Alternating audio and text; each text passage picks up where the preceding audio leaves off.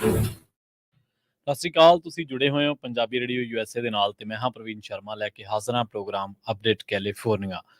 Update California program ਦੇ ਵਿੱਚ ਗੱਲਬਾਤ ਕਰਾਂਗੇ ਕੈਲੀਫੋਰਨੀਆ ਦੇ ਵਿੱਚ ਵਾਪਰੀਆਂ ਕੁਝ ਅਹਿਮ ਘਟਨਾਵਾਂ ਖਬਰਾਂ ਦੇ ਬਾਰੇ ਤੇ ਇਹਦੇ ਨਾਲ ਹੋਰ ਖਾਸ ਖਬਰਾਂ ਦੇ ਬਾਰੇ। ਪਰ ਉਸ ਤੋਂ ਪਹਿਲਾਂ ਧੰਨਵਾਦ ਕਰਦੇ ਚਲੀਏ ਸਪਾਂਸਰਸ ਦਾ ਜਿਹੜੇ ਜ਼ਰੀਆ ਬਣਦੇ ਨੇ ਇਹਨਾਂ ਪ੍ਰੋਗਰਾਮਾਂ ਨੂੰ ਤੁਹਾਡੇ ਤੱਕ ਪਹੁੰਚਾਉਣ ਦੇ ਲਈ। ਖਾਲਸਾ ਇੰਸ਼ੋਰੈਂਸ ਏਜੰਸੀ ਵਾਲੇ ਜਿਨ੍ਹਾਂ ਤੋਂ ਤੁਸੀਂ ਹਰ ਤਰੀਕੇ ਦੀ ਇੰਸ਼ੋਰੈਂਸ ਲੈ ਸਕਦੇ ਹੋ। ਇੰਸ਼ੋਰੈਂਸ ਬਾਰੇ ਪਤਾ ਕਰਨ ਦੇ ਲਈ ਇਹਨਾਂ ਦਾ ਨੰਬਰ ਹੈ 408 272 2500। ਇਹ ਪਿਛਲੇ 3 ਦਹਾਕਿਆਂ ਤੋਂ ਵੀ ਵੱਧ ਸਮੇਂ ਤੋਂ ਇੰਸ਼ੋਰੈਂਸ ਦੇ ਵਿੱਚ ਸ਼ਾਨਦਾਰ ਸੇਵਾਵਾਂ ਦੇ ਰਹੇ ਨੇ ਤੇ ਅਮਰੀਕਾ ਭਰ ਦੇ ਵਿੱਚ ਇੰਸ਼ੋਰੈਂਸ ਕਰਦੇ ਨੇ। ਅੱਜ ਹੀ ਡਾਇਲ ਕਰੋ 408 272 2500। ਟਰਕੀਅਨ ਇਮੀਗ੍ਰੇਸ਼ਨ ਲਾ ਫਰਮ ਵਾਲੇ ਜੇ ਟਰਕੀਅਨ ਅਟਾਰਨੀ ਟਰਕੀਅਨਾਂ ਦੇ ਨਾਲ ਤੁਸੀਂ US ਇਮੀਗ੍ਰੇਸ਼ਨ ਬਾਬਤ ਕੋਈ ਵੀ ਸਲਾਹ ਕਰਨੀ, ਕੋਈ ਵੀ ਸਵਾਲ ਪੁੱਛਣਾ ਤੇ ਇਹਨਾਂ ਦਾ ਨੰਬਰ ਹੈ 415 909 0503। Amarjit Singh Fresno, Gurbachan Singh Nagra Sacramento, Pritpal Singh Sidhu Fresno, Tara Singh Sagar Fremont, Harinder ਪੀਨ ਸੈਨ ਹੋਜ਼ੇ ਤੇ ਮਨਜੀਤ ਸਿੰਘ ਫਰੀਮੌਂਟ। ਇਹਨਾਂ ਸਾਰੇ ਹੀ ਸਪਾਂਸਰਸ ਦਾ ਬਹੁਤ-ਬਹੁਤ ਧੰਨਵਾਦ। ਤੇ ਜੇਕਰ ਤੁਸੀਂ ਵੀ ਪੰਜਾਬੀ ਰੇਡੀਓ USA ਦੇ ਇਹਨਾਂ ਪ੍ਰੋਗਰਾਮਾਂ ਨੂੰ ਸਪਾਂਸਰ ਕਰਨਾ ਚਾਹੁੰਦੇ ਹੋ ਤਾਂ ਸਟੂਡੀਓ ਦਾ ਨੰਬਰ ਹੈ 408 272 5200। ਪੰਜਾਬੀ ਰੇਡੀਓ USA ਦੇ ਪ੍ਰੋਗਰਾਮ ਅਪਡੇਟ ਕੈਲੀਫੋਰਨੀਆ ਨੂੰ ਤੁਸੀਂ ਇਸ ਵੇਲੇ ਸੁਣ ਰਹੇ ਹੋ, ਦੇਖ ਰਹੇ ਹੋ AM FM ਸਟੇਸ਼ਨਸ ਦੇ ਨਾਲ ਰੇਡੀਓ ਸੈੱਟ ਤੇ ਨੈਟ ਤੇ mobile app social media platforms Facebook YouTube ਤੇ ਸੁਣ ਰਹੇ ਹੋ, ਦੇਖ ਰਹੇ ਹੋ। ਸਾਰਿਆਂ ਦਾ ਹੀ ਪ੍ਰੋਗਰਾਮ ਅਪਡੇਟ ਕੈਲੀਫੋਰਨੀਆ ਦੇ ਵਿੱਚ ਸਵਾਗਤ ਹੈ। ਖਬਰਾਂ ਦਾ ਰੁਖ ਕਰਦੇ ਹਾਂ, ਸ਼ੁਰੂਆਤ ਕਰਦੇ ਹਾਂ ਲਾਸ ਐਂਜਲਸ ਤੋਂ। ਲਾਸ ਐਂਜਲਸ ਦੇ ਵਿੱਚ ਲੰਘੇ ਦਿਨੀ ਇੱਕ ਮੈਕਡੋਨਲਡ ਦੇ ਵਿੱਚ, ਹਾਰਬਰ ਸਿਟੀ ਮੈਕਡੋਨਲਡ ਦੇ ਵਿੱਚ ਇੱਕ ਔਰਤ ਉੱਤੇ ਹਮਲਾ ਹੁੰਦਾ ਤੇ ਉਹਦੇ ਵਿੱਚ ਹਮਲਾ ਕਰਨ ਵਾਲੀ ਜਿਹੜੀ ਔਰਤ ਆ ਉਹ 13 ਸਾਲਾ ਕੁੜੀ ਦੀ ਮਾਂ ਅਤੇ ਉਸ ਦੇ ਉੱਤੇ ਬੱਚੀ ਨੂੰ ਹਮਲਾ ਕਰ ਦਿੰਦੀ ਹੈ। ਹੁਣ ਇਹ ਜਿਹੜੀ ਬੱਚੀ ਦੀ ਮਾਤਾ ਹੈ ਉਹ ਰੈਸਟੋਰੈਂਟ ਦੇ ਖਿਲਾਫ ਮੁਕੱਦਮਾ ਕਰ ਰਹੀ ਹੈ। ਉਸ ਦੇ ਵਕੀਲ ਨੇ ਇਹ ਜਾਣਕਾਰੀ ਦਿੱਤੀ ਹੈ। ਵੀਡੀਓ ਜਿਹੜੀ ਉਹ 6 ਸਤੰਬਰ ਦੀ ਹੈ। ਵੀਡੀਓ ਦੇ ਵਿੱਚ ਤੁਸੀਂ ਦੇਖ ਸਕਦੇ ਹੋ ਕਿ ਜਦੋਂ ਪੁਲਿਸ ਦਾ ਕਹਿਣਾ ਹੈ ਕਿ ਆਰੀਆਨਾ ਲੌਫੀ ਨਾਂ ਦੀ ਇੱਕ ਬੀਬੀ ਹੈ ਜਿਹੜੀ ਕਿ 32 ਸਾਲ ਦੀ ਹੈ।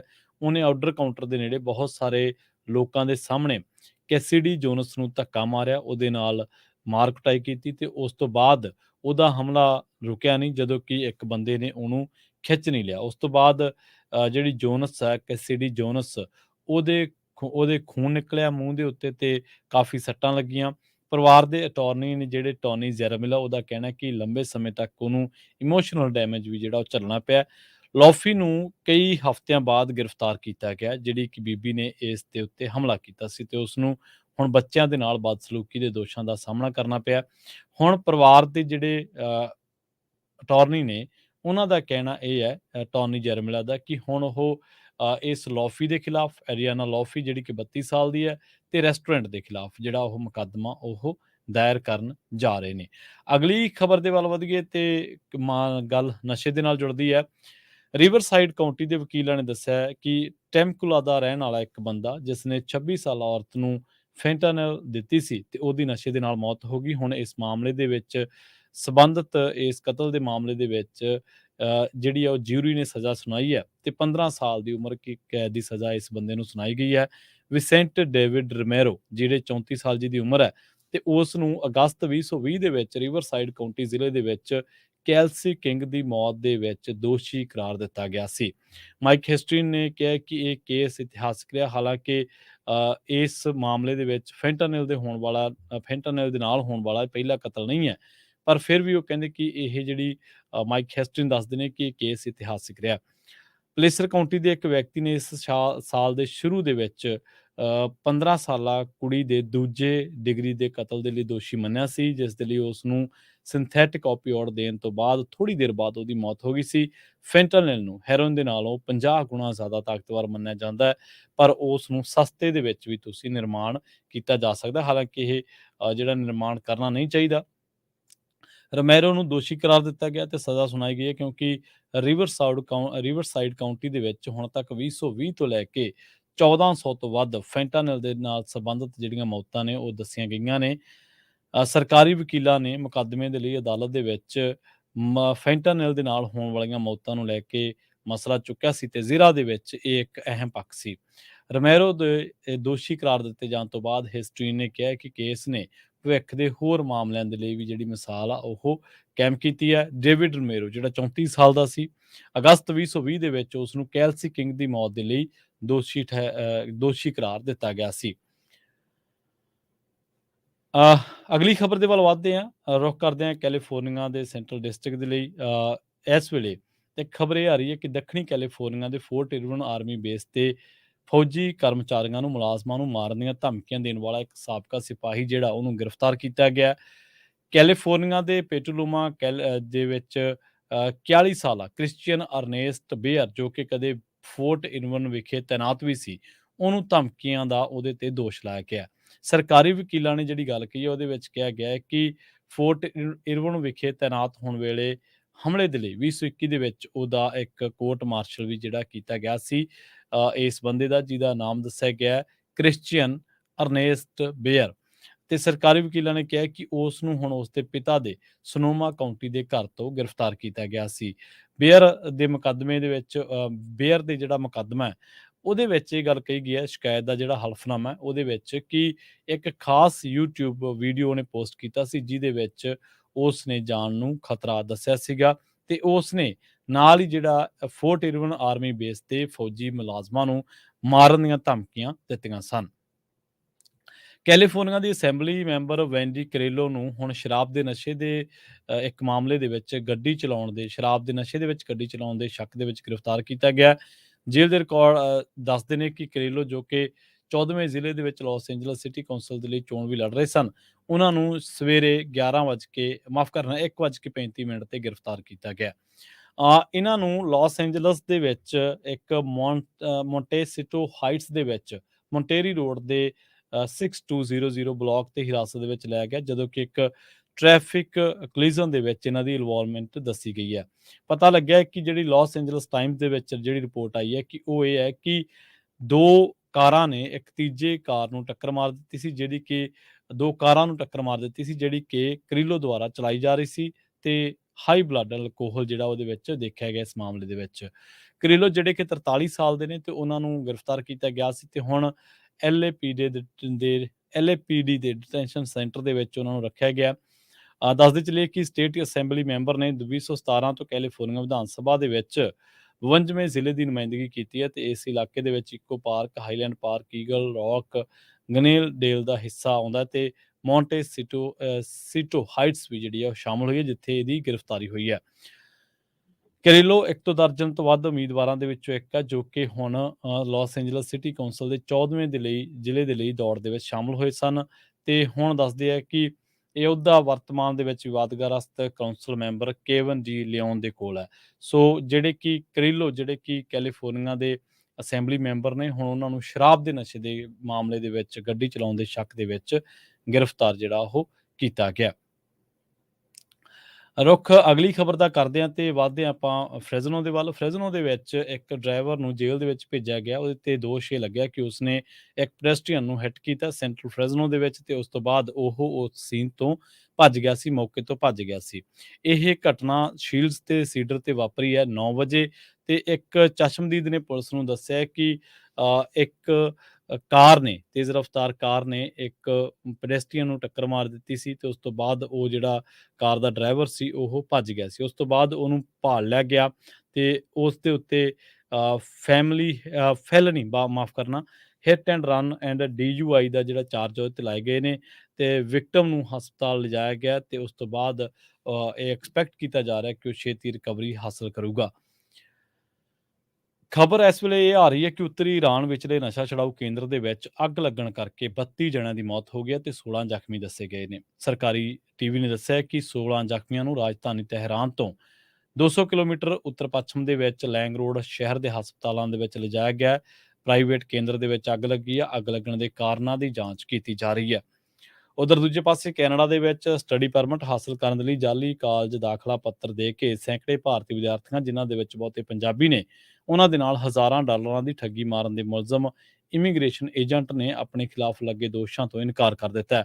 ਬਰਜੇਸ਼ ਮਿਸ਼ਰਾ, ਜਿਹੜਾ ਕਿ ਜੂਨ ਤੋਂ ਬ੍ਰਿਟਿਸ਼ ਕੋਲੰਬੀਆ ਦੀ ਇੱਕ ਜੇਲ੍ਹ ਦੇ ਵਿੱਚ ਬੰਦ ਹੈ, ਉਸਨੇ ਕਿਹਾ ਕਿ ਉਸ ਨੂੰ ਭਾਰਤ ਦੇ ਅੰਤਰਰਾਸ਼ਟਰੀ ਵਿਦਿਆਰਥੀਆਂ ਨੇ ਬਲੀ ਦਾ ਬੱਕਰਾ ਬਣਾਇਆ। ਵੀਡੀਓ ਲਿੰਕ ਦੇ ਰਾਹੀਂ ਟੋਰਾਂਟੋ ਦੇ ਵਿੱਚ ਇਮੀਗ੍ਰੇਸ਼ਨ ਟ੍ਰਿਬਿਊਨਲ ਦੇ ਸਾਹਮਣੇ ਆਪਣੀ ਪਹਿਲੀ ਜਨਤਕ ਪੇਸ਼ੀ ਦੇ ਦੌਰਾਨ ਮਿਸ਼ਰਾ ਨੇ ਕਿਹਾ ਕਿ ਵਿਦਿਆਰਥੀ ਆਪਣੀਆਂ ਗਲਤੀਆਂ ਤੇ ਪਰਦਾ ਪਾਉਣ ਦਾ ਦੋਸ਼ ਮੇਰੇ ਤੇ ਲਾ ਰਹੇ ਨੇ। ਕੈਨੇਡਾ ਬਾਰਡਰ ਸਰਵਿਸਿਜ਼ ਏਜੰਸੀ ਨੇ ਮਿਸ਼ਰਾ ਤੇ ਬਿਨਾਂ ਲਾਇਸੈਂਸ ਦੇ ਇਮੀਗ੍ਰੇਸ਼ਨ ਸਲਾਹ ਦੇਣ ਅਤੇ ਕਿਸੇ ਵਿਅਕਤੀ ਨੂੰ ਸਿੱਧੇ ਤੌਰ ਤੇ ਗਲਤ ਜਾਣਕਾਰੀ ਦੇਣ ਜਾਂ ਅਧਿਕਾਰੀਆਂ ਤੋਂ ਜਾਣਕਾਰੀ ਲੁਕਾਉਣ ਦੇ ਲਈ ਸਲਾਹ ਦੇਣ ਦਾ ਦੋਸ਼ ਲਾਇਆ। ਇਸੇ ਸਾਲ ਮਾਰਚ ਦੇ ਵਿੱਚ ਸੀਬੀਐਸਈ ਨੇ ਸੈਂਕੜੇ ਭਾਰਤੀ ਵਿਦਿਆਰਥੀਆਂ ਨੂੰ ਦੇਸ਼ ਨਿਕਾਲੇ ਦੇ ਨੋਟਿਸ ਜਾਰੀ ਕੀਤੇ ਸਨ, ਜਿਨ੍ਹਾਂ ਦੇ ਵਿੱਚੋਂ ਜ਼ਿਆਦਾਤਰ ਪੰਜਾਬ ਤੋਂ ਨੇ। ਇਹਨਾਂ ਵਿਦਿਆਰਥੀਆਂ ਦੇ ਵਿੱਚੋਂ ਜ਼ਿਆਦਾਤਰ ਨੇ 2018 ਤੋਂ ਲੈ ਕੇ 2022 ਤੱਕ ਜਲੰਧਰ ਸਥਿਤ ਐਜੂਕੇਸ਼ਨ ਮਾਈਗ੍ਰੇਸ਼ਨ ਸਰਵਿਸਿਜ਼ ਦੇ ਰਾਹੀਂ ਵੀਜ਼ਾ ਅਰਜ਼ੀਆਂ ਦਾਇਰ ਕੀਤੀਆਂ, ਜਿਸ ਨੂੰ ਮਿਸ਼ਰਾ ਚਲਾ ਰਿਹਾ ਸੀ। ਮਿਸ਼ਰਾ ਨੇ ਕਥਿਤ ਤੌਰ ਤੇ ਇੱਕ ਪ੍ਰਮੁੱਖ ਸੰਸਥਾ ਹੰਬਰ ਕਾਲਜ ਦੇ ਵਿੱਚ ਦਾਖਲਾ ਫੀਸ ਸਮੇਤ ਸਾਰੇ ਖਰਚਿਆਂ ਦੇ ਲਈ ਹਰੇਕ ਵਿਦਿਆਰਥੀ ਤੋਂ 16 ਤੋਂ ਲੈ ਕੇ 20 ਲੱਖ ਰੁਪਏ ਦਾ ਖਰਚਾ ਲਿਆ ਸੀ। ਹੁਣ ਜਦੋਂ ਇਜ਼ਰਾਈਲੀ ਫੌਜ ਲਗਾਤਾਰ ਗਾਜ਼ਾ ਸਿਟੀ ਦੇ ਵੱਲ ਵਧ ਰਹੀ ਹੈ, ਤਾਂ ਅਮਰੀਕਾ ਤੇ ਅਰਬ ਮੁਲਕਾਂ ਨੇ ਜੰਗਬੰਦੀ ਅਤੇ ਹਮਾਸ ਦੇ ਇਲਾਕਿਆਂ ਦੇ ਵਿੱਚ ਘੇਰਾਬੰਦੀ ਖਤਮ ਕਰਨ ਦੇ ਯਤਨ ਤੇਜ਼ ਕਰ ਦਿੱਤੇ ਨੇ। ਉਹਨਾਂ ਆਮ ਨਾਗਰਿਕਾਂ ਤੱਕ ਸਹਾਇਤਾ ਪਹੁੰਚਾਉਣ ਦੇ ਉਦੇਸ਼ ਦੇ ਨਾਲ ਥੋੜੇ ਸਮੇਂ ਦੇ ਲਈ ਜੰਗਬੰਦੀ ਦਾ ਸੱਦਾ ਦਿੱਤਾ ਹੈ।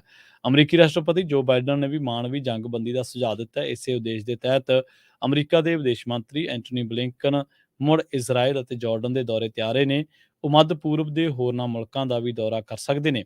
ਇਜ਼ਰਾਈਲ ਨੇ ਅਜੇ ਤੱਕ ਬਾਈਡਨ ਦੇ ਬਿਆਨ ਤੇ ਕੋਈ ਪ੍ਰਤੀਕਰਮ ਨਹੀਂ ਦਿੱਤਾ। ਉਧਰ ਦੂਜੇ ਪਾਸੇ ਹਮਾਸ ਕਬਜ਼ੇ ਵਾਲੇ ਗਾਜ਼ਾ ਦੇ ਸਿਹਤ ਮੰਤਰਾਲੇ ਨੇ ਦੱਸਿਆ ਕਿ ਇਜ਼ਰਾਈਲ ਦੇ ਨਾਲ ਜੰਗ ਦੇ ਵਿੱਚ 3760 ਬੱਚੇ ਨੇ ਜਿਹੜੇ ਮਾਰੇ ਜਾ ਚੁੱਕੇ ਨੇ।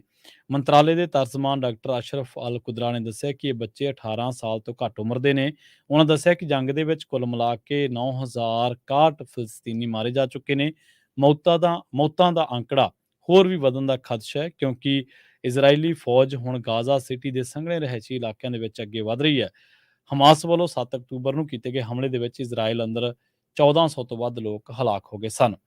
ਉਧਰ ਦੂਜੇ ਪਾਸੇ ਸੰਯੁਕਤ ਰਾਸ਼ਟਰ ਨੇ ਕਿਹਾ ਕਿ ਗਾਜ਼ਾ ਦੇ ਵਿੱਚ ਜਬਾਲੀਆ ਸ਼ਰਨਾਰਥੀ ਕੈਂਪ ਤੇ ਅੰਨ੍ਹੇਵਾਹ ਹਮਲੇ ਜੰਗੀ ਅਪਰਾਧ ਦੀ ਸ਼੍ਰੇਣੀ ਦੇ ਵਿੱਚ ਆ ਸਕਦੇ ਨੇ, ਕਿਉਂਕਿ ਉੱਥੇ ਆਮ ਨਾਗਰਿਕਾਂ ਦਾ ਵੱਡੇ ਪੱਧਰ ਤੇ ਘਾਣ ਹੋ ਰਿਹਾ।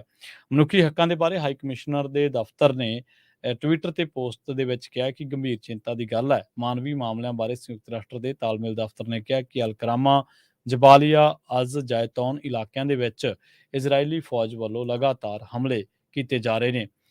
ਰੁਕ ਕਰੀਏ ਪਾਕਿਸਤਾਨ ਦਾ ਬਲੋਚਿਸਤਾਨ ਸੂਬੇ ਦੇ ਵਿੱਚ ਸ਼ੁੱਕਰਵਾਰ ਨੂੰ ਸੁਰੱਖਿਆ ਬਲਾਂ ਨੂੰ ਲਿਜਾ ਰਹੇ 2 ਵਾਹਨਾਂ ਤੇ ਅੱਤਵਾਦੀਆਂ ਦੇ ਹਮਲੇ ਦੇ ਵਿੱਚ ਘੱਟੋ-ਘੱਟ 14 ਪਾਕਿਸਤਾਨੀ ਸੈਨਿਕ ਮਾਰੇ ਗਏ। ਫੌਜ ਦੇ ਮੀਡੀਆ ਵਿੰਗ ਨੇ ਇੱਕ ਬਿਆਨ ਦੇ ਵਿੱਚ ਇਹ ਗੱਲ ਕਹੀ ਹੈ ਕਿ ਇਹ ਘਟਨਾ ਉਦੋਂ ਵਾਪਰੀ ਜਦੋਂ ਸੁਰੱਖਿਆ ਕਾਫਲਾ ਗਵਾਦਰ ਜ਼ਿਲ੍ਹੇ ਦੇ ਪਸਨੀ ਤੋਂ ਔਰਮਾਰਾ ਦੇ ਵੱਲ ਜਾ ਰਿਹਾ ਸੀਗਾ। ਸੋ ਇਹ ਬੜੀ ਮੰਦਭਾਗੀ ਘਟਨਾ ਜਿਹੜੀ ਆ ਉਹ ਇਸ ਮਾਮਲੇ ਦੇ ਵਿੱਚ ਵਾਪਰੀ ਹੈ।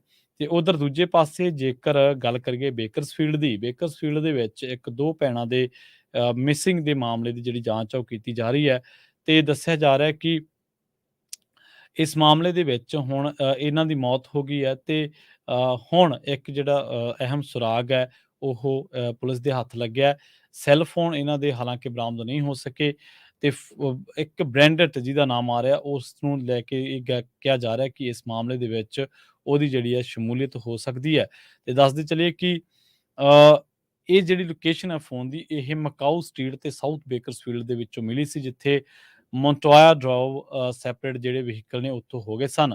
ਤੇ ਉਸ ਤੋਂ ਬਾਅਦ ਇਹਨਾਂ ਕੁੜੀਆਂ ਦੇ ਬਾਰੇ ਥੋੜੀ ਜਿਹੀ ਜਾਣਕਾਰੀ ਜਿਹੜੀ ਆ ਉਹ ਹੋਰ ਹਾਸਲ ਹੋਈ ਸੀ। ਪੁਲਿਸ ਦੀ ਜਿਹੜੀ ਇਨਵੈਸਟੀਗੇਸ਼ਨ ਹੈ ਉਹ ਇਹ ਦੱਸੀ ਜਾ ਰਹੀ ਹੈ ਕਿ ਇਹਨਾਂ ਦਾ ਜਿਹੜਾ ਵਹੀਕਲ ਆ ਉਹ ਇਹਨਾਂ ਇਲਾਕਿਆਂ ਦੇ ਵਿੱਚ ਦੇਖਿਆ ਗਿਆ ਸੀਗਾ ਤੇ ਉਸ ਤੋਂ ਬਾਅਦ ਉਹਨਾਂ ਨੇ ਕਿੱਥੇ ਗਈਆਂ, ਕਿਵੇਂ ਉਹਨਾਂ ਦੀ ਮੌਤ ਹੁੰਦੀ ਹੈ ਤੇ ਕਿਹੜੇ ਮਾਮਲੇ ਦੇ ਵਿੱਚ ਜਿਹੜਾ ਉਹ ਇਸ ਮਾਮਲੇ ਦੀ ਜਿਹੜੀ ਆ ਉਹ ਸ਼ੱਕੀ ਦੀ ਜਿਹੜੀ ਆ ਉਹ ਭਾਲ ਹੁੰਦੀ ਹੈ। ਇਸ ਮਾਮਲੇ ਦੇ ਵਿੱਚ ਪੁਲਿਸ ਨੇ ਅੱਗੇ ਜਿਹੜੀ ਜਾਣਕਾਰੀ ਦਿੱਤੀ ਹੈ ਉਹ ਦੱਸਿਆ ਜਾ ਰਿਹਾ ਹੈ ਕਿ ਬੇਕਰਸਫੀਲਡ ਪੁਲਿਸ ਸੈਂਟਾ ਮਾਰੀਆ ਇੱਕ ਜਿਹੜਾ ਰਹਿਣ ਵਾਲਾ ਇੱਕ ਆਦਮੀ ਹੈ, ਜਿਹਨੂੰ ਦੱਸਿਆ ਹੋ ਸਕਦਾ, ਜਿਹਦੇ ਬਾਰੇ ਇਹ ਚਿੰਤਾ ਜਤਾਈ ਜਾ ਰਹੀ ਹੈ ਕਿ ਜਦੋਂ ਇਹਨਾਂ ਕੁੜੀਆਂ ਨੂੰ ਬੇਕਰਸਫੀਲਡ ਦੇ ਮਕਾਊ ਸਟਰੀਟ ਦੇ ਇਲਾਕਿਆਂ ਦੇ ਵਿੱਚ ਦੇਖਿਆ ਗਿਆ ਸੀਗਾ ਤਾਂ ਉਸ ਤੋਂ ਬਾਅਦ ਇਸ ਬੰਦੇ ਨੇ ਉਹਨਾਂ ਦੀ ਕੁੜੀਆਂ ਦੀ ਕਾਰ ਨੂੰ ਟੱਕਰ ਮਾਰ ਦਿੱਤੀ, ਜਿਹਦੇ ਵਿੱਚ ਉਹਨਾਂ ਦੀ ਮੌਤ ਹੋ ਗਈ। ਪੁਲਿਸ ਨੇ ਟੇਵਿਨ ਬ੍ਰੈਂਡਟ ਜਿਹੜਾ ਕਿ 29 ਸਾਲ ਦਾ ਉਹਦੇ ਵਾਰੰਟ ਹਾਸਲ ਕੀਤੇ ਨੇ ਤੇ ਉਸ ਦੇ ਉੱਤੇ ਰੈਕਲੈਸ ਡਰਾਈਵਿੰਗ ਦੇ ਜਿਹੜੇ ਦੋਸ਼ ਨੇ 2 counts of vehicular manslaughter and reckless driving ਦੇ ਦੋਸ਼ ਲਾਏ ਨੇ ਤੇ ਦੱਸਿਆ ਜਾ ਰਿਹਾ ਹੈ ਕਿ ਹੁਣ ਉਹਨੂੰ ਨਵੰਬਰ 6 ਨੂੰ ਕੋਰਟ ਦੇ ਵਿੱਚ ਪੇਸ਼ ਕੀਤਾ ਜਾਣਾ ਹੈ। ਇਸ ਮਾਮਲੇ ਦੇ ਵਿੱਚ ਇੱਕ ਹੋਰ ਬੰਦੇ ਦੀ ਸ਼ਮੂਲੀਅਤ ਵੀ ਨਜ਼ਰ ਆ ਰਹੀ ਹੈ, ਗੁਐਸਟਾਵੋ ਮੋਂਟੋਇਆ, ਜਿਹੜਾ ਕਿ ਜਿਹਦੇ ਬਾਰੇ ਕਿਹਾ ਜਾ ਰਿਹਾ ਕਿ ਉਹਨੂੰ ਵੀ ਚਾਰਜ ਕੀਤਾ ਜਾਣਾ ਤੇ ਉਹ ਹਲੇ ਕਸਟਡੀ ਦੇ ਵਿੱਚ ਨਹੀਂ ਹੈ। ਹੁਣ ਦੱਸਿਆ ਇਹ ਜਾ ਰਿਹਾ ਹੈ ਕਿ ਤਕਰੀਬਨ 21 ਸਾਲਾ ਜਿਹੜੀ ਕੈਰਮਾਈਨ ਡੁਰੇਟ ਅਤੇ ਉਹਦੇ ਜਿਹੜੇ ਉਹਦੇ ਨਾਲ ਜਿਹੜੀਆਂ 2 ਕੁੜੀਆਂ ਸੀਗੀਆਂ 23 ਸਾਲਾ ਡਿਆਨਾ ਪੌਂਸ ਤੇ 15 ਸਾਲਾ ਜੈਨੀਫਰ ਡੁਆਰਟੇ ਇਹਨਾਂ ਦਾ ਜਿਹੜਾ ਇੱਕ ਸੜਕ ਹਾਦਸੇ ਦੇ ਵਿੱਚ ਮੌਤ ਹੋ ਗਈ ਸੀਗੀ ਤੇ ਦੱਸਿਆ ਜਾ ਰਿਹਾ ਕਿ ਇੱਕ ਬੱਚੀ ਨੇ ਆਪਣੇ ਪਿਤਾ ਨੂੰ ਕਾਲ ਵੀ ਕੀਤੀ ਸੀ ਤੇ ਦੱਸਿਆ ਸੀਗਾ ਕਿ ਸਾਨੂੰ ਚੇਜ਼ ਕਰ ਰਿਹਾ ਕੋਈ ਤੇ ਉਸ ਤੋਂ ਬਾਅਦ ਇਹਨਾਂ ਦੀ ਕਾਰ ਨੂੰ ਜਿਹੜਾ ਉਹ ਕਈ ਵਾਰੀ ਟੱਕਰ ਮਾਰੀ ਗਈ ਤੇ ਉਸ ਤੋਂ ਬਾਅਦ ਇਹਨਾਂ ਦੀ ਕਾਰ ਨੂੰ ਅੱਗ ਲੱਗ ਗਈ ਸੀ। ਸੋ ਬੇਕਰਸਫੀਲਡ ਦੇ ਵਿੱਚ 2 ਭੈਣਾਂ ਦੀ ਮੌਤ ਦਾ ਮਾਮਲਾ ਕਾਫੀ ਚਰਚਿਤ ਹੋਇਆ ਸੀਗਾ ਤੇ ਹੁਣ ਇਸ ਦੇ ਵਿੱਚ ਜਿਹੜੀ ਇਨਵੈਸਟੀਗੇਸ਼ਨ ਸਾਹਮਣੇ ਆ ਰਹੀ ਹੈ ਉਹਦੇ ਵਿੱਚ ਕੁਝ ਗੱਲਾਂ ਹੋਰ ਜੁੜੀਆਂ ਨੇ ਜਿਹੜੀਆਂ ਉਹ ਸਾਹਮਣੇ ਆ ਰਹੀਆਂ ਨੇ। ਅਪਡੇਟ ਕੈਲੀਫੋਰਨੀਆ ਪ੍ਰੋਗਰਾਮ ਨੂੰ ਆਪਾਂ ਇੱਥੇ ਹੀ ਸਮਾਪਤ ਕਰਾਂਗੇ। ਤੁਸੀਂ ਜੁੜੇ ਰਹੋ ਪੰਜਾਬੀ ਰੇਡੀਓ USA ਦੇ ਨਾਲ। ਬਹੁਤ ਬਹੁਤ ਧੰਨਵਾਦ ਤੇ ਆਖਿਰ ਦੇ ਵਿੱਚ ਇੱਕ ਵਾਰ ਫਿਰ ਤੋਂ ਤੁਹਾਨੂੰ ਸਭ ਨੂੰ ਪਿਆਰ ਸਤਿਕਾਰ ਸਹਿਤ ਸਤਿ ਸ੍ਰੀ ਅਕਾਲ।